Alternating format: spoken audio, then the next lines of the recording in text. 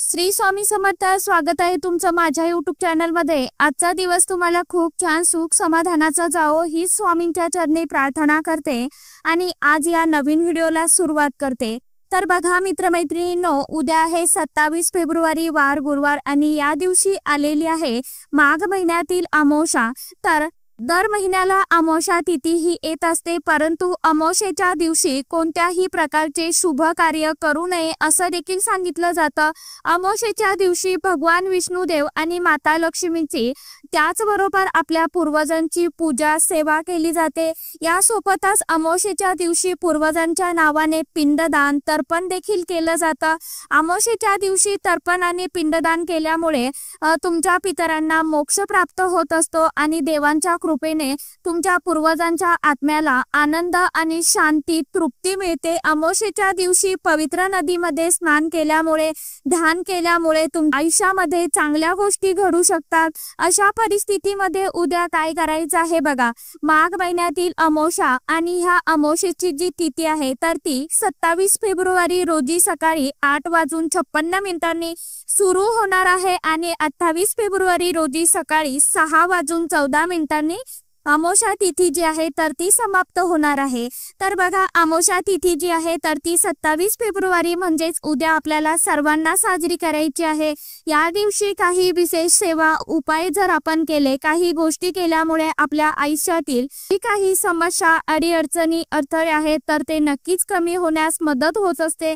त्याचबरोबर आपल्याला या दिवशी काही उपाय करायचे आहे, काही सेवा देखील करायची आहे, कारण आपल्या ज्योतिषशास्त्रामध्ये आणि वास्तुशास्त्रामध्ये सांगितलं गेलं आहे हा जो एक उपाय आहे तर तो उद्या आपल्याला आवर्जून करायचा आहे। उद्या आपल्याला दही भाताचा अतिशय अत्यंत प्रभावशाली असा उपाय करायचा आहे। हा उपाय केल्यामुळे ह्या 3 पिढ्यांचा आपला जो काय पितृदोष असेल प्रखर तर तो नष्ट होईल आणि 24 तासात घरातील आपल्या इडापिडा दुःख दारिद्र्य नकारात्मकता ही संपून जाईल।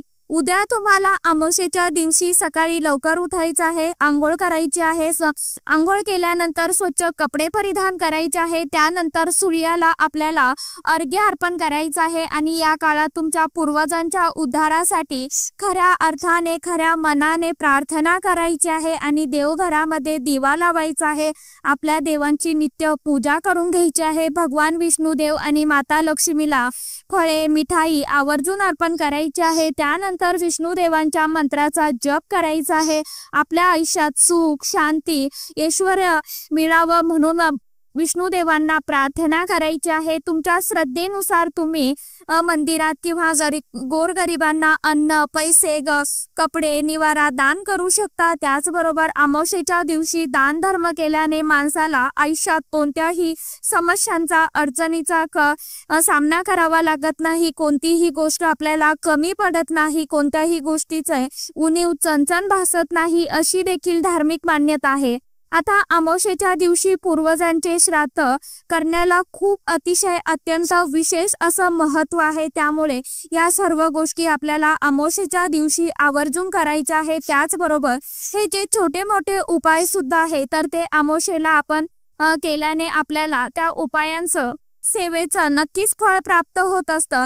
तर बघा, आता आपल्याला हा उपाय जो आहे तर तो कशा पद्धतीने करायचा आहे, कोणत्या वेळेमध्ये करायचा आहे याविषयीची संपूर्ण माहिती मी आजच्या या नवीन व्हिडिओमध्ये तुमच्या बरोबर शेअर करणार आहे।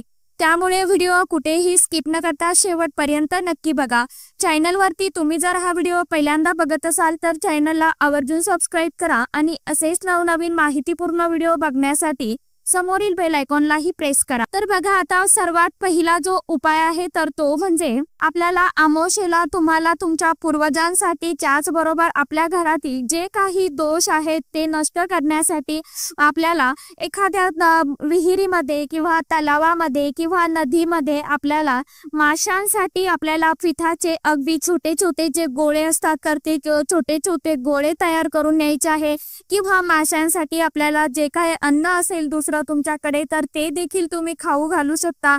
परंतु उद्याच्या दिवशी माशांना जर पिठाचे गोळे आवर्जून खाऊ घाला आणि हे गोळे जर खाऊ घातले तर बघा तुम्हाला चमत्कारिकरित्या जे रिझल्ट आहेत तर ते दिसायला सुरुवात होईल। आणि जेव्हा आपण हे गोळे तयार करणार आहोत पिठाचे, हे आपण तलावामध्ये किंवा विहिरीमध्ये नदीमध्ये टाकणार आहोत, तर त्यावेळी आपल्याला नामस्मरण करायचं आहे, ओम पितृदेवताय नमः म्हणायचं आहे किंवा ओम नमो भगवते वासुदेवाय नमः या मंत्राचं पठण करायचं आहे। आणि गोळे आपल्याला छोटे छोटे बनवायचे आहे। बघा लक्षात घ्या, मोठाले गोळे आपल्याला बनवायचे नाही की जेणेकरून माशांना ते खाण्यासाठी अवघड जाणार नाही, म्हणून छोटे गोळ्या बनवायचे आहे आणि ते आपल्याला टाकायचे आहे की त्यांना अलगदपणे ते खाल्ल्या जातील। त्यामुळे आपल्याला हे गोळे नामस्मरण करत करत आपल्याला त्या तलावामध्ये टाकायचे आहे। यानंतर ते खाऊ घालायचे आहे किंवा पनीरचे जे छोटे छोटे तुकडे असतात तर ते तुम्हाला पाण्यामध्ये टाकायचे आहे, ते खाऊ शकता। बिस्किट देखील तुम्ही टाकू शकता। त्याचबरोबर पिंपळाच्या झाडाची पूजा सेवा करणं हे अमावस्येच्या दिवशी खूप गरजेचं असतं। अमावस्या तिथी ही पूर्णपणे आपल्या पूर्वजांसाठी पितरांसाठी समर्पित असते आणि या दिवशी जर आपण आपल्या पूर्वजांचं स्मरण केलं, दान धर्म केला, तर्पण त्यांच्यासाठी केलं नाही तर आपल्या जीवनामध्ये पितृदोष जो आहे तर तो तयार होत जातो। आणि बघा मग आपण उपाय करतो, सेवा करतो, मग खूप मोठे मोठे यज्ञही करतो, परंतु तरीही आपला जो पितृदोष आहे तर तो दूर होत नाही का? तर त्यासाठी ज्या वेळेस या पवित्र तिथी येत असतात, या पवित्र तिथींवरती आपण जर हे उपाय केले तर त्याचे जे काही लाभ आहेत, फायदे आहेत तर ते आपल्याला नक्कीच मिळत असतात। तर आता हा उपाय आपल्याला कशा पद्धतीने करायचा आहे बघा। तर उद्याच्या दिवशी तुम्हाला सकाळी लवकर उठायचं आहे, स्नान करायचं आहे। स्नान झाल्यावरती संध्याकाळी तुम्हाला हा जो दही भातांचा उपाय आहे तर तो करायचा आहे। दही भातामध्ये आपल्याला घरामधील नकारात्मकता संपवण्याची खूप मोठ्या प्रमाणामध्ये ताकद असते। बघा अमावस्या तिथी जवळ आली की त्यावेळेस तुम्हाला प्रमुख आपल्या घरामध्ये हे जे दोष आहेत तर ते जाणवत असतील, तर मग कोणते दोष आहे त्यामध्ये घरामध्ये येणारा पैसा तो घरामध्ये टिकत नाही, घरामध्ये आपण सतत वादविवाद, भांडण, तंटे, कलह होत असतात। आणि ज्या वेळेस अमावस्या, पौर्णिमा ह्या ज्या काही पवित्र तिथी असतात ह्या जवळ आल्या की त्यावेळेस हे जे भांडण आहेत तर ते खूप मोठ्या प्रमाणात आपल्याला जाणवत असतात। त्यामुळे हे का होत असतं तर आपल्या जीवनामध्ये, आपल्या आयुष्यामध्ये कुठेतरी पितृदोषांचा आपण सामना करत असतो। पितृदोष जर आपल्या डोक्यांवरती असेल तर कधीच कोणत्याच कामामध्ये आपल्याला यश मिळत नाही। तुम्ही कोणतंही काम हातामध्ये घ्या, कोणतंही काम करण्यासाठी जा, त्यामध्ये तुम्हाला नेहमी अपयशच मिळत राहणार आहे। घरामध्ये पैसा टिकत नाही, सतत घरामध्ये आजारपण असतं, घरामध्ये नवरा बायकोंची भांडणं होत असतात, मुलांची लग्न जमत नाही, त्याचबरोबर संतती प्राप्तीमध्ये अनेक अडचणी, समस्या येत असतात।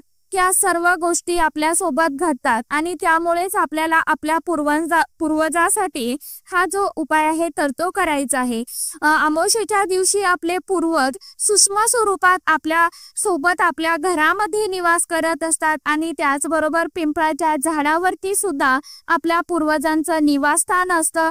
त्यामुळे तुम्हाला उद्या सकाळी काय करायचं आहे तर बघा, थोडेसे तांदूळ घ्यायचे आहे आणि त्यापासून तुम्हाला भात जो आहे तर अळणी भात शिजवून घ्यायचा आहे। त्यानंतर तुम्हाला तो थंड करून घ्यायचा आहे आणि तुमच्याकडे जर ऑलरेडी तुमच्याकडे शिळा भात असेल तर तुम्ही म्हटलात की आता आम्ही वापरू तर अजिबात नाही। हा भात तुम्हाला तुमच्या घरामध्ये जर तुम्ही खाण्यासाठी बनवलेला असेल तर तो भात तुम्हाला चुकूनही घ्यायचा नाही। आता तुम्हाला अळणी भातच शिजवायचा आहे, ताजाच भात घ्यायचा आहे। फक्त इतका शिजवायचा आहे की तो आपल्याला उपायांसाठी जेवढा लागणार आहे तितकाच आपल्याला 1 वाटीभर शिजवून घ्यायचा आहे। घरामध्ये जो भात आहे तर तो वापरता येणार नाही। अशा पद्धतीने आपल्याला आता हा भात तयार झाल्यानंतर त्यावरती अळणी भात शिजून घ्यायचा आहे, त्यानंतर थंड करून घ्यायचा आहे। तुम्हाला थोडंसं दही जे आहे तर ते त्या भातांवरती टाकायचं आहे। दही टाकल्यानंतर त्यावरती थोडेसे काळे तीळ अर्पण करायचे आहे। नंतर तुम्हाला थोडंसं हळदी कुंकू टाकायचं आहे आणि सर्वात प्रथम हा जो भात आहे तर तो आपल्याला संपूर्ण घरामध्ये शिंपडायचा आहे।